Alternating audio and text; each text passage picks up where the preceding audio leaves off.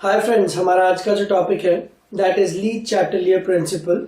ये chemical equilibrium नाम के एक चैप्टर का बहुत ज्यादा इंपॉर्टेंट टॉपिक है। लेट्स सी इसका मतलब क्या है। Let's suppose we have a reaction, equilibrium reaction, A plus B are reactants and C and D are products. So A plus B is giving C plus D. Now equilibrium constant का expression होता है products by reactants. इसको generally हम Kc या Kp से denote करते हैं। पर इसी को हम लोग रिएक्शन कोशेंट भी बोलते हैं। नाउ रिएक्शन कोशेंट और केसी का जो रिलेशन है उसके ऊपर एक वीडियो ऑलरेडी हमने देखा हुआ है।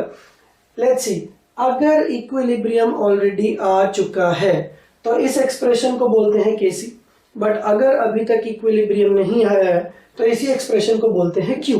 ली चैटलियर प्रिंसिपल क्या है?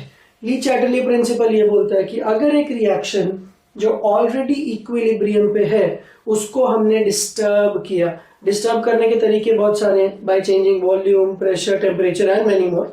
तो अगर हमने एक ऐसी रिएक्शन जो इक्विलिब्रियम पे ऑलरेडी आ चुकी थी उसको हमने डिस्टर्ब किया तो रिएक्शन अपने इक्विलिब्रियम को वापस से रिस्टोर करने की कोशिश करती है। ली चैटलियर प्रिंसिपल सिंपली यही बोलेगा कि अगर मैंने किसी इक्विलिब्रियम को डिस्टर्ब किया तो इक्विलिब्रियम अपने आप को रिस्टोर वापस करने की कोशिश करेगा। इसको हम सिंपल एग्जांपल से भी समझ सकते हैं।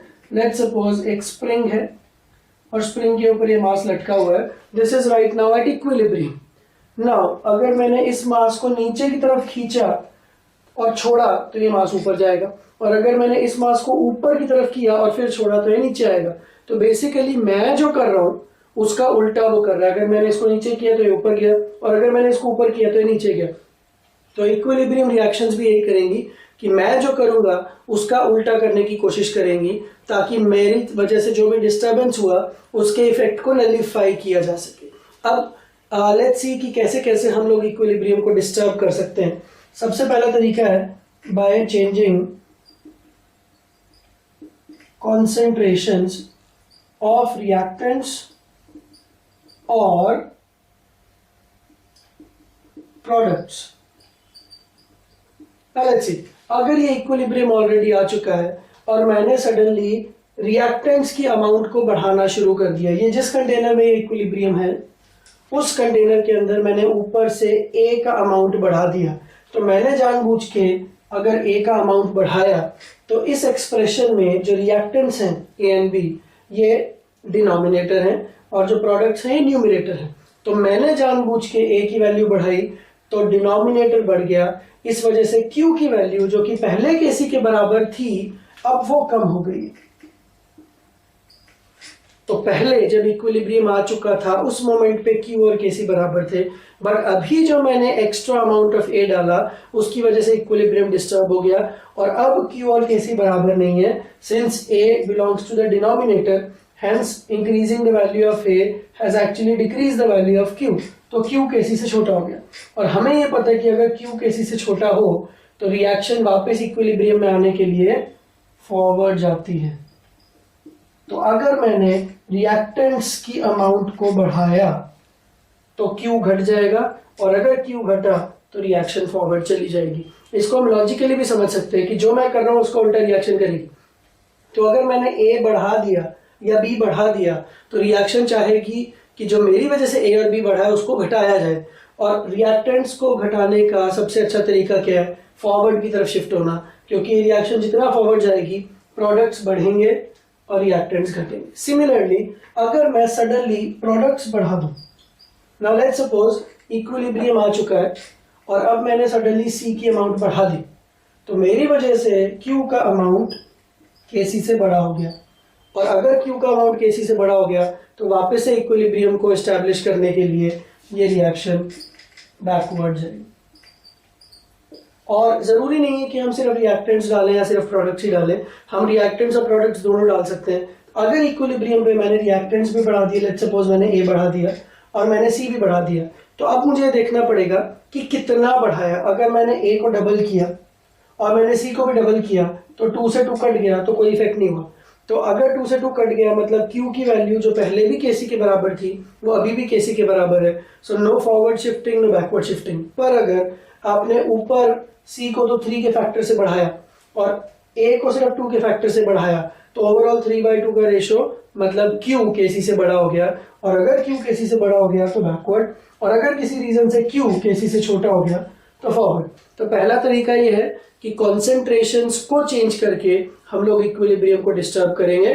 और ली चैटलियर प्रिंसिपल क्या बोलता है, किसी भी तरीके की डिस्टर्बेंस को नलिफाई करने के लिए रिएक्शन का जो इक्विलिब्रियम है वो या तो फॉरवर्ड शिफ्ट हो जाएगा या बैकवर्ड शिफ्ट हो जाएगा। Now the second method of disturbing an equilibrium is by changing the volume. ये बहुत ज्यादा इंपॉर्टेंट है, चेंजिंग वॉल्यूम ऑफ कंटेनर। हमारे पास 3 तरीके की रिएक्शंस हैं। एक ये रिएक्शन, 3 तरीके मतलब यहां पे रिएक्टेंट्स में टोटल 4 मोल्स हैं जबकि प्रोडक्ट्स में टोटल 2 मोल्स हैं। तो delta Mg which is basically number of moles of products minus number of moles of reactants gaseous, that is equal to 2 minus 4 that is minus 2। तो ये जिस तरीके की reaction it becomes delta Mg less than 0। Similarly दूसरे तरीके की reaction ये हो सकती है, यहाँ पे रिएक्टेंट साइड पे 1 ही मोल है जबकि प्रोडक्ट साइड पे 2 मोल्स है, so this will be delta Mg more than 0। और एक तीसरे तरीके की रिएक्शन,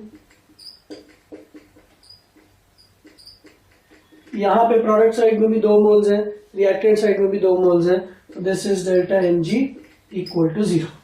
ना हमें यहाँ पे वॉल्यूम घटा है, हम तीनों केस में वॉल्यूम घटाएंगे एंड लेट्स अंडरस्टैंड लॉजिकली कि किस रिएक्शन में क्या क्या होगा। वॉल्यूम घटाया हमने तो सडनली हमने उस कंटेनर का वॉल्यूम लेट्स सपोज हाफ कर दिया, तो मेरी वजह से सडनली वॉल्यूम कम हुआ और अंदर के सारे कॉन्सेंट्रेशंस चेंज हो गए। अगर कॉन्सेंट्रेशंस चेंज हुए तो Q और Kc की वैल्यू में डिफरेंस आ जाएगा और उस वजह से रिएक्शन या तो फॉरवर्ड शिफ्ट होगी या तो बैकवर्ड शिफ्ट होगी। नाउ लेट्स सी, सिंपल सा तरीका इसको याद करने का, concentration is number of moles by volume. आप बस इस तरह से ध्यान रखो कि जब आपने वॉल्यूम कम किया तो आपकी वजह से कॉन्सेंट्रेशन एकदम से बढ़ने वाली है, तो रिएक्शन उसके रिटर्न में इस रिस्पॉन्स में क्या करेगी, अगर आपने वॉल्यूम कम किया तो रिएक्शन अपने नंबर ऑफ मोल्स ही कम कर देगी ताकि N/V वापस से कांस्टेंट हो जाए और Q और Kc की वैल्यूज वापस बराबर हो जाए। तो इसका मतलब ये कि अगर इस रिएक्शन में मैंने वॉल्यूम कम किया तो रिएक्शन उस तरफ जाएगी जहां पे नंबर ऑफ मोल्स कम हो जाएं। अब इस रिएक्शन में रिएक्टेंट साइड पे 4 है और प्रोडक्ट साइड पे 2 है, तो अगर रिएक्शन फॉरवर्ड जाती है तो number of moles are decreasing from 4 to 2, और अगर ये रिएक्शन बैकवर्ड जाती है so number of moles are increasing from 2 to 4। now since I have decreased volume so reaction will decrease its number of moles, और इस reaction में number of moles को decrease करने का तरीका क्या है, फॉरवर्ड जाना। मैं ये वाला एरो लगाऊंगा फॉरवर्ड के लिए और ये वाला एरो दिखाऊंगा बैकवर्ड के लिए। तो फिलहाल वॉल्यूम डिक्रीज करने पे रिएक्शन फॉरवर्ड जा रही है, इस तरीके की रिएक्शन। अगर इस तरीके की रिएक्शन होती है हमारे पास डेल्टा Mg मोर देन 0, तो वॉल्यूम डिक्रीज करने का मतलब ये है कि अब रिएक्शन अपने नंबर ऑफ मोल्स डिक्रीज करेगी। बट अगर इस रिएक्शन में हम लोग फॉरवर्ड जाएं तो number of moles are increasing, तो इस रिएक्शन में अगर आपको नंबर ऑफ मोल्स डिक्रीज करने हैं तो यहाँ पे बैकवर्ड जाना पड़ेगा, so this is backward. Now अगर इस तरीके की रिएक्शन हमारे पास हुई delta Mg is equal to 0, तो वॉल्यूम डिक्रीज करने पे रिएक्शन का रिस्पॉन्स क्या होगा कि वो भी अपने नंबर ऑफ मोल्स कम करना चाहेगी। बट प्रॉब्लम ये है कि रिएक्टेंट साइड पे भी 2 ही मोल्स हैं, प्रोडक्ट साइड पे भी 2 ही मोल्स हैं, तो फॉरवर्ड शिफ्टिंग होगा तो भी नंबर ऑफ मोल्स चेंज नहीं होंगे, बैकवर्ड शिफ्टिंग में भी चेंज नहीं होगा। तो जब कोई भी चेंज पॉसिबल नहीं है तो रिएक्शन ना फॉरवर्ड जाएगी ना बैकवर्ड जाएगी। सिमिलरली अगर मैं वॉल्यूम घटाने की जगह पे वॉल्यूम बढ़ाता तो सिंपल सी बात है, concentration is number of moles by volume. तो अगर वॉल्यूम बढ़ाई मैंने तो रिएक्शन उसके रिस्पॉन्स में क्या करेगी, अपने नंबर ऑफ मोल्स बढ़ाएगी। अब बढ़ाने का तरीका, यहाँ पे अगर आप बैकवर्ड जाओ तो नंबर ऑफ मोल्स बढ़ेंगे, तो ये बैकवर्ड। अगर इस पर्टिकुलर रिएक्शन में वॉल्यूम को मैं इंक्रीज करूंगा तो फॉरवर्ड जाके नंबर ऑफ मोल्स भी इंक्रीज हो सकते हैं, तो ये फॉरवर्ड।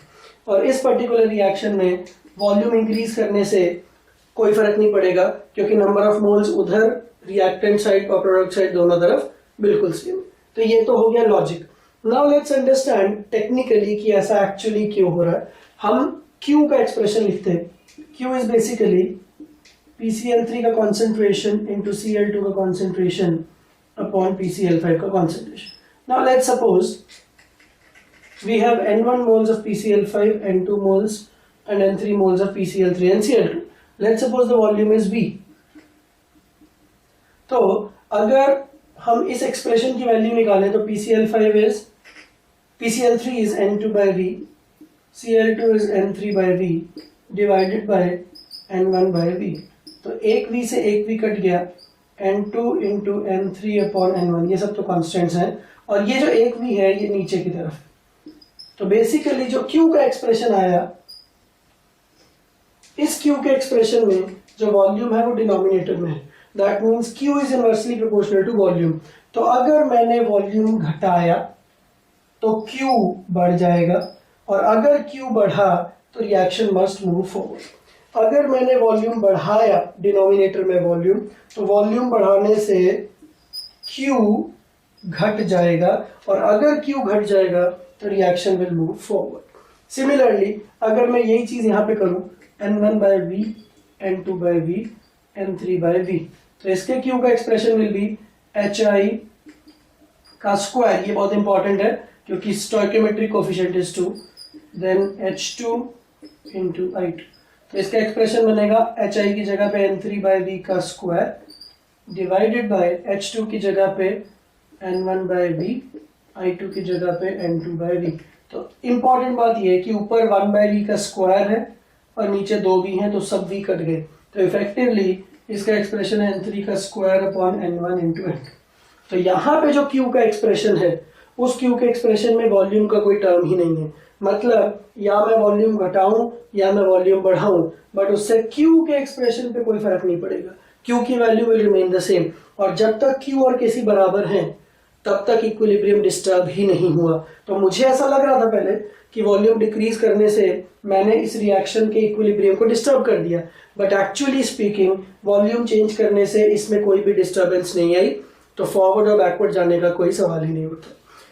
देन यही सेम चीज हम यहां पे भी करते हैं।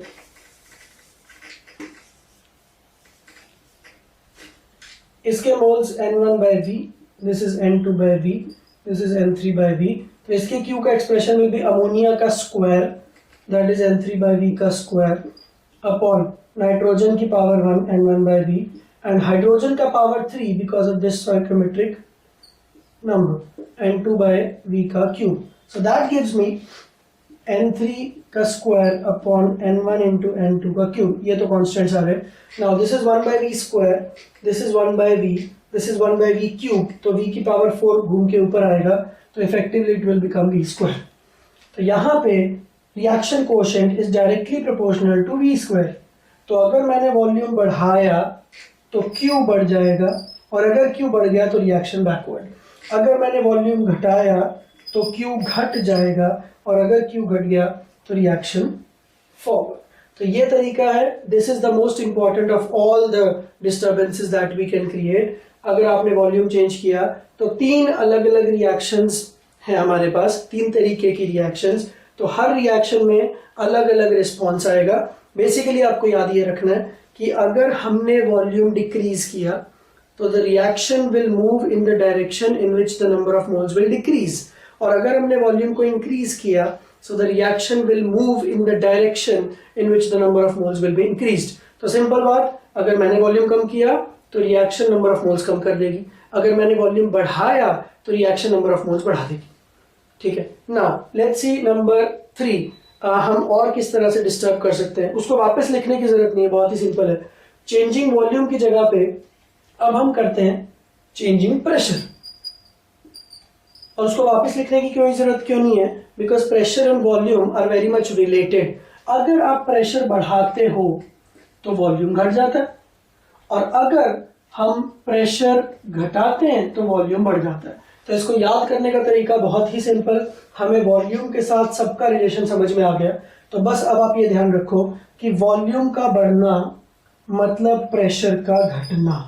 तो वॉल्यूम के बढ़ने से इस तरीके की रिएक्शन में जो भी होता था वही प्रेशर के घटने से होगा। सिमिलरली वॉल्यूम का घटना मतलब प्रेशर का बढ़ना, तो प्रेशर के बढ़ने से ये रिएक्शन फॉरवर्ड जाएगी। सिमिलरली वॉल्यूम यहाँ पे बढ़ रहा है मतलब प्रेशर यहाँ पे घट रहा है, और ये वॉल्यूम घट रहा है मतलब प्रेशर यहाँ पे बढ़ रहा है।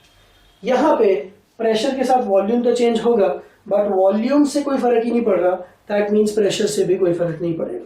तो इन शॉर्ट इसको याद रखने का तरीका, अगर मैंने प्रेशर